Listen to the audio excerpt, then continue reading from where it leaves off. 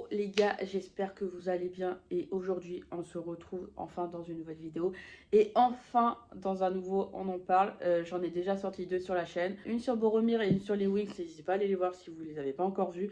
Ou en gros dans ce genre de vidéo, je le redis, il peut y avoir des spoils, mais aussi on est vraiment dans du débat où on essaye d'en parler justement, de voir l'avis des uns et des autres sans forcément dire que l'autre a tort ou un tel a raison, etc. Et aujourd'hui, je voulais vraiment faire un débat et du coup opposer deux grands groupes que nous connaissons tous, que ce soit les DC Comics et les Marvel. On your left. Thanks for the lift. Yeah, no problem. You got this?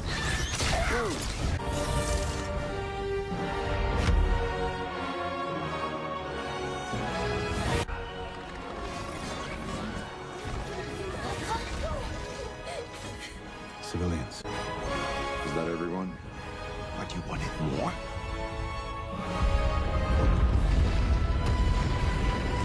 Donc j'ai dit DC Comics, mais j'ai principalement resté sur les films et les séries, etc. Parce que je lis pas du tout de comics, du coup je n'ai aucun avis là-dessus.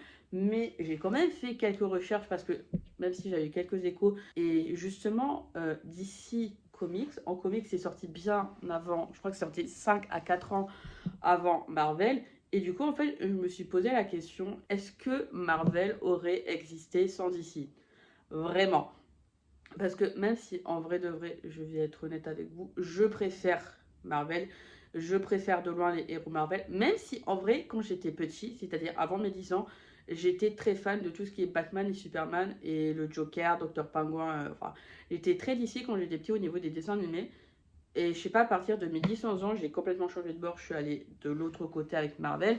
Mais j'ai toujours eu un coup de cœur pour Batman et le Joker. Ça restera toujours mon enfance. J'ai vu quelques films Batman, mais c'est tout. Et c'était il y a très très longtemps. Il faudrait que je les revoie. Mais par contre, je suis au niveau des films du MCU, je suis à jour. J'ai vu quelques séries de Marvel, pas tout parce que il y en a certains, ça me tente pas forcément de les voir. Et au niveau d'ici, au niveau des films, comme j'ai dit, j'ai vu les Batman parce que c'est un héros que j'adore. Et j'ai pas du tout vu les Superman parce que ça me tente pas du tout envie de les voir, que ce soit Wonder Woman. Parce qu'en fait, ces derniers temps, quand je regarde d'ici en film, en tout cas je précise bien en film, je suis assez déçue entre guillemets, dans le sens où en fait je vais voir le film, mais en fait à la fin je suis un peu en mode ouais, mais c'était pas si ouf. Genre j'ai vu The Flash, pas très ouf. Il y a eu un film avec un héros d'ici, avec The Rock. Voilà, le seul vraiment que j'ai grave aimé, hors Batman, ça a été Blue Beetle. C'est vraiment pour moi celui qui sort du lot parce que j'adore Blue Beetle. Justice League. J'ai vu Justice League, c'est vrai, mais vous voyez, ça m'a pas transcendé non plus parce que je vais pas aller le revoir. Genre, s'il ressort, je regarde pas. Genre, les DC me donnent pas envie de les regarder. Je sais pas pour vous, surtout qu'en plus, vraiment, quand on parle de DC, il y a beaucoup de reboots. Genre, vous avez beaucoup d'acteurs qui font Batman, beaucoup d'acteurs qui font Superman, etc. Vraiment, en fait, d'ici, je trouve qu'en vrai, les seuls trucs qui sortent du lot, ça a été les séries de la Reverse. J'en ai fait une vidéo dessus. Voilà, les séries de la Reverse, j'ai grave kiffé. Faut d'ailleurs que je regarde Superman et Lois la dernière saison. Mais sinon, niveau film, il n'y a rien. Et Marvel, vraiment, je pense que Marvel, le simple fait que... je sais plus ce que je voulais dire. En fait, Marvel, depuis 2008, il y a vraiment un fil conducteur entre chaque film. Bon, j'ai pas encore regardé tout ce qui est X-Men, etc. Et Wolverine. Je crois que Wolverine, j'en ai vu qu'un. J'ai vu le dernier Deadpool. Il faudrait d'ailleurs que je regarde les autres Deadpool et Wolverine. Ça me tente vraiment. Marvel, comme il y a un fil conducteur, et en général, vraiment, quand il y a un acteur qui joue un rôle, ben vraiment, c'est limite si on ne colle pas le rôle à la peau. On parle d'ailleurs bien évidemment de Robert Downey Jr. Il n'y a qu'un seul Iron Man. Après, oui, évidemment, il y a eu 3 Spider-Man parce que, je ne sais plus c'était en quelle année, je crois que c'était début des années 2000. Marvel a eu des problèmes au niveau économique. Du coup, Sony a racheté les droits sur certains héros, que ce soit les X-Men et Spider-Man. Il y a eu tout un truc, je pense que vous n'avez pas raté, mais vraiment le drama entre Disney, Sony et Marvel, parce que Disney a racheté Marvel, évidemment. Voilà, quand Spider-Man Far From Home a fait vraiment un carton au box-office après Endgame. Bon, heureusement, Spider-Man est resté dans le MCU, heureusement. D'ailleurs, il y aura, on en parle sur les Spider-Man. Je lance ça comme ça, voilà. Parce que j'ai envie qu'on en parle. Et je pense que c'est vraiment un truc de génération, les Spider-Man. Et voilà, mais en fait, pour revenir vraiment à Marvel et DC, vraiment, Marvel, au niveau cinématographique, c'est vraiment au-dessus de DC. Mais je pense qu'en vrai, quand on y réfléchit bien, si DC n'avait pas existé, on n'aurait pas eu le Marvel qu'on aurait eu aujourd'hui. Voilà. Je pense que ça, c'est un de mes avis propres à moi. Je pense qu'en fait, il y a plein de choses que DC a fait qui ont permis à Marvel de faire peut-être mieux. Parce que DC avait déjà fait, du coup, Marvel, ils ont juste... Voilà, parce que quand on regarde bien, on peut mettre en concurrence Batman et Iron Man. Voilà, je pense qu'il y a plein de personnages comme ça, que ce soit à DC et à Marvel, qu'on peut mettre en comparaison. Après, c'est vrai que là, en ce moment, je sais plus c'est qui a lancé, parce que c'est vrai que Sony a fait Venom aussi. DC a commencé à faire Suicide Squad, le Joker. D'ailleurs, en parlant du Joker, le 1 est bien, le 2... Ne perdez pas votre argent dessus, ok? Même si là, il est déjà sorti au cinéma, qu'il est plus nain. Franchement, les gars, le Joker 2, j'attendais mieux. Parce qu'en vrai, je kiffe le Joker, vous le savez. Dans le Joker 2, j'ai perdu la vibes. Je n'avais plus la vibes du Joker. Dans le 1, il y est, j'étais grave content. Joker 2, elle est où la vibes? S'il vous plaît. Peut-on parler de ça, s'il vous plaît? Parce que moi, quand je vois un film de super-héros, je veux qu'il y ait la vibe du super-héros. C'est-à-dire que j'ai une attente très levée. Très high level, en gros. C'est-à-dire que moi, quand je vois un film avec le héros, j'attends. Voilà. Après, il y a des films Marvel où j'ai été déçue. Le dernier Thor. Il n'y a pas le... Je suis désolée, le dernier Thor. Voilà. Après, il y a d'autres bons films, mais c'est vrai que moi, quand je regarde au niveau des films, j'ai été moins déçue de Marvel que de DC. Après, je sais qu'il y en a dans les trucs... Enfin, dans le Google Form qui est juste là, vous n'êtes pas forcément full d'accord avec moi. Enfin, je sais pas, peut-être. On va regarder ça tout de suite.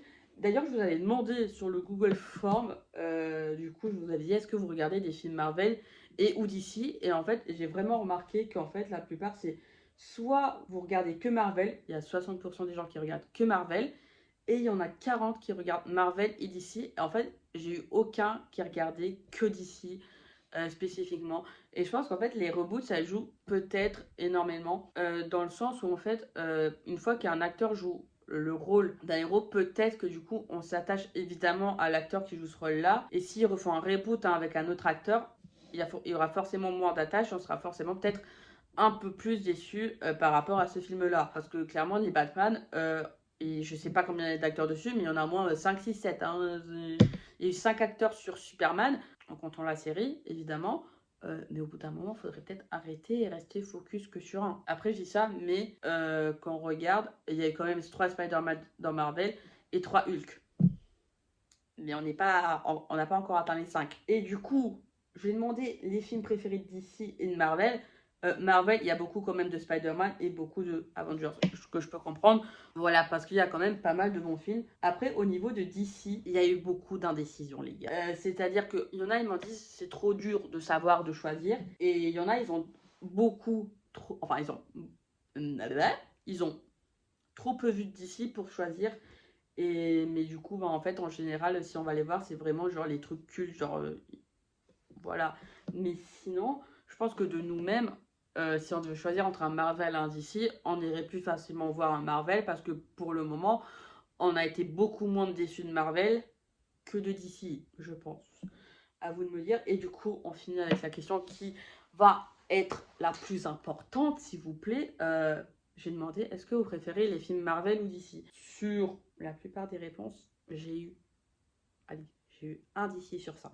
Alors, celui qui trouve DC, enfin, j'ai eu le DC parce qu'il disait en fait que l'univers était beaucoup plus mature et plus adulte que Marvel, ce qui en soi est vrai. Mais je pense qu'en fait, Marvel, oui, ça joue sur l'humour énormément, mais je pense que Marvel veut toucher quand même un plus large public, c'est-à-dire que même un enfant de 8 ans pourrait aller voir un Marvel. Attention quand même, regardez si c'est pas interdit, au moins de 10 ans ou 12 ans, quand même, faites attention à ça. Mais ce que je veux dire, c'est que Marvel veut quand même toucher que ce soit autant un adulte qu'un enfant, qu'un adolescent. Contrairement à DC, où vraiment, oui, ok, c'est plus mature, c'est plus adulte, mais est-ce que tu montrerais un DC à un enfant de 10 ans? Pas sûr. Moi, par exemple, que le Joker, je ne montrerai pas à un enfant de moins de 16 ans. Parce que justement, ils vont aller dans l'aspect psychologique du Joker, de comment justement le Joker est devenu le Joker. Et vraiment, on regarde Iron Man, ou Thor, sauf le dernier, c'est plus facilement regardable avec un enfant de 10 ans qu'un Batman ou un Joker. Après ça, c'est vraiment deux points de vue. Vraiment, est-ce qu'on veut toucher un large public ou vraiment se restreindre à justement un public où on sait que justement ils ont grandi avec les DC Comics. Après, il y en a qui disent je préfère Marvel parce que DC c'est beaucoup trop mal exploité et que justement il y a eu beaucoup trop de reboots. On prend l'exemple des Batman. Genre là, on est à je sais pas combien de reboot de Batman avec Robert Pattinson. Bah, je suis même pas allée le voir parce qu'en fait, justement, je me dis je préfère voir les autres Batman avant de voir celui-là. Sauf qu'en fait, il y en a quand même pas mal avant. Voilà, il y a quand même 2, 3, 4 acteurs qui sont passés avec Batman avant Robert Pattinson, s'il vous plaît. Comme je disais, Marvel a un fil conducteur. D'ici, c'est limite, tu regardes ça dans le sens que tu veux. Il y a limite aucun lien entre chaque film. Alors que peut-être, je pense qu'au jour d'aujourd'hui, on préfère que du coup, Marvel enfin, je pense que Marvel a quand même trouvé son truc de se dire les films, on les fait les uns après les autres, il y a quand même un lien pour qu'on les réunit, ce soit logique. D'ici, c'est on refait, on fait un nœud, on le défait, on refait un autre nœud. Et voilà. Et je pense que vraiment, clairement, ça joue aussi. Genre, après, oui, vous allez dire, il y a quand même beaucoup de films Marvel qui sont sortis. Si on veut se mettre à jour, c'est quand même assez long. Mais ce que je veux dire, c'est qu'un enfant de 8-10 ans, vous pouvez commencer à lui faire regarder du coup les Iron Man, etc. Dans le sens où il va grandir avec ça. Et en fait, il va arriver en fait dans les derniers films, il sera quand même beaucoup plus âgé. Tandis que les Batman, les DC, on les commence plus tard. Du coup, il y aura peut-être forcément plus cette envie de regarder les super-héros. Et j'espère que vous avez compris dans mon petit cafouillage. Mais généralement, vous comprenez mon cafouillage, ce qui est plutôt pas mal. Et j'espère que vous avez kiffé cette vidéo. N'hésitez pas à me donner vos avis en commentaire, évidemment toujours dans la bienveillance. Et il y aura d'autres vidéos, on en parle évidemment, que vous savez. Un Spider-Man est en cours, enfin, pas actuellement, mais il va y en avoir un sur les Spider-Man parce que quand même, je veux votre avis là-dessus, ok? Voilà. Et moi, je vous dis à plus pour une prochaine vidéo.